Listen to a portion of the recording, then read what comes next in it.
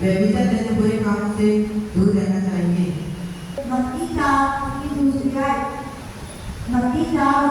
वह 40 साल में रहा था, तब उसे भूख लगी।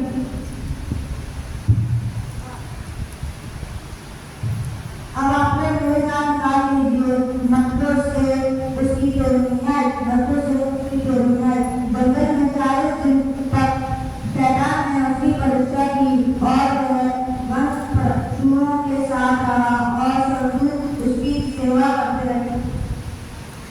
और अब मेरे साथ निकाल लीजिए, लूका 4:12। यीशु ने उसे उत्तर दिया, यह भी कहा गया है, तू प्रभु अपने परमेश्वर की परीक्षा न करना। हमारा विषय है यीशु को प्रलोभन।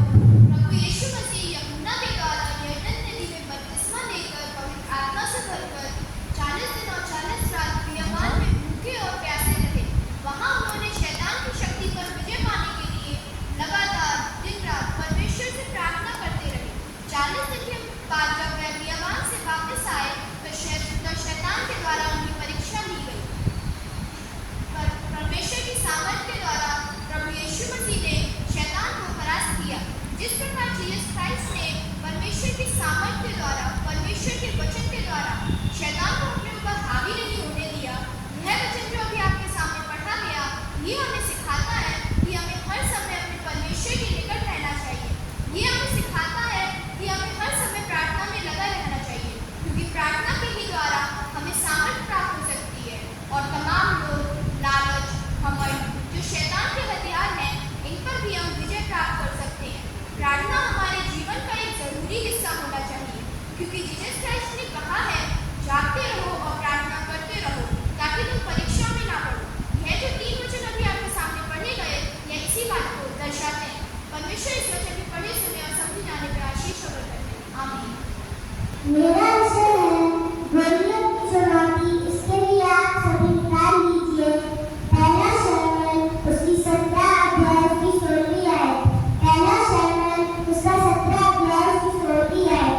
वह फलिश्ती के 40 दिन तक सवेरे और सांझ को निकल जाकर खड़ा हुआ करता है।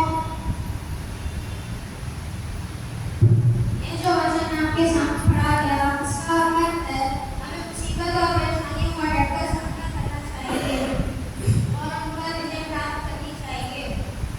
जिस तरह दाऊद ने छोटा होकर की गोलियत जैसे योद्धा को अपने से तोड़ने से हराया, और जब भी हम परेशानी और मुसीबत में होते हैं, परमेश्वर हमारी रक्षा करता है। मेरा विषय है एलिया की आत्मा। आप सभी मेरे साथ निकाल लीजिए पहला राजा 19वां अध्याय की 8वीं। पहला राजा 19वां अध्याय की 8वीं। तब उसने उठकर खाया पिया और उसी भोजन से फल खाकर 40 दिन और 40 रात परमेश्वर के भवन पूरे आप सभी मेरे साथ निकाल लीजिए उत्पत्ति का 6 अध्याय की 13वीं और 14वीं है। उत्पत्ति का 6 अध्याय की 13वीं और 14वीं है। यहाँ पे इस प्रकार से लिखा है, तब परमेश्वर ने नूह से कहा, सब प्राणी के अंत करने का प्रश्न मेरे सामने आ गया है, क्योंकि उनके कारण पृथ्वी उपद्रव से भर गई है। इसलिए मैं उनको पृथ्वी समेत नष्ट कर डालूंगा। इसलिए तुम विभिन्न वृक्ष की लकड़ी का एक जहाज बना ले, उसमें कोठरियां बनाना और भीतर बाहर उस पर राम लगाना। और फिर आप सभी मेरे साथ निकाल लीजिए निर्गमन उसका 34वां अध्याय उसकी 28वीं आयत। निर्गमन उसका 34वां अध्याय उसकी 28वीं आयत। यहाँ पर इस प्रकार से लिखा है, मूसा वहाँ यहोवा के संग 40 दिन और 40 रात, और तब जब ना तो उसने रोटी खाई और ना पानी पिया, और उसने उन तख्तियों को भाषा के वचन अर्थात साबियों लिख दी। ये वचन जो आपके सामने पढ़े गए, ये हमें सीखना चाहिए कि जिस तरह एलिया ने परमेश्वर के कहे अनुसार भोजन खाकर जो उससे बल पाकर 40 दिन और 40 रात निराहार रहकर यात्रा की, उसी प्रकार मूसा ने भी परमेश्वर की आज्ञा को मानकर परमेश्वर के साथ 40 दिन और 40 रात उस पर्वत पे रहकर उन तख्तियों पर 10 आज्ञाएं लिखी। इसी प्रकार उन्होंने भी परमेश्वर की आज्ञा को माना। सभी को जाना सीखी। मेरा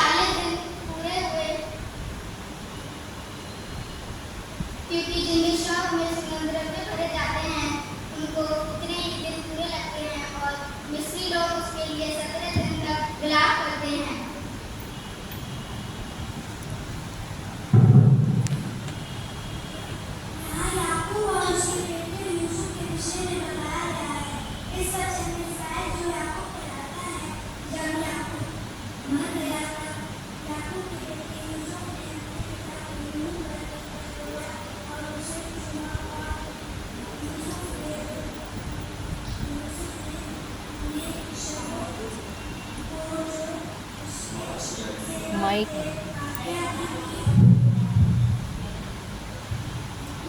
सर मैं सुपर